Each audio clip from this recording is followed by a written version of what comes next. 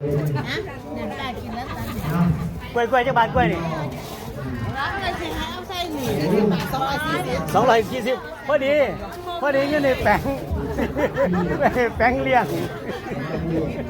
โอ้ยปานอร่อยรู้ใจเอง เดี๋ยว เขาประกาศครั้งเลยเห็นบ่ เฮ้ยเตาของเตาใช่ล่ะ ปานอร่อยรู้ใจเองแล้วประกาศครั้งเลย พูดเลยเดี๋ยว เนี่ยแป้งเลี้ยงจ่อย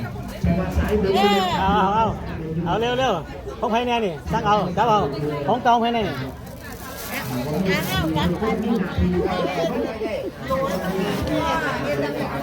กันมาเลย เอาเด้อ ไอ้นอกจาก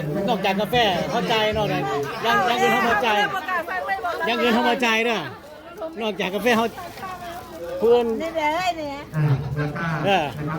นี่เตะมันใจเองมันไม่ได้สั่งกาแฟมันใจเองไม่ได้สั่งกาแฟไอ้เขานี่เขา2 คนกาแฟเตา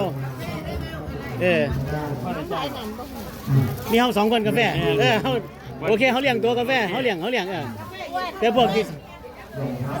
กสั่งยืนเขาบ่เลี้ยงเพราะว่าเขาบอกว่าเขาเลี้ยงกาแฟผมบอกกาแฟบ่อ้วนกาแฟบ่ไม่ใช่กาแฟร้อนไอ้อ้วนกาแฟที่ว่ากาแฟอยู่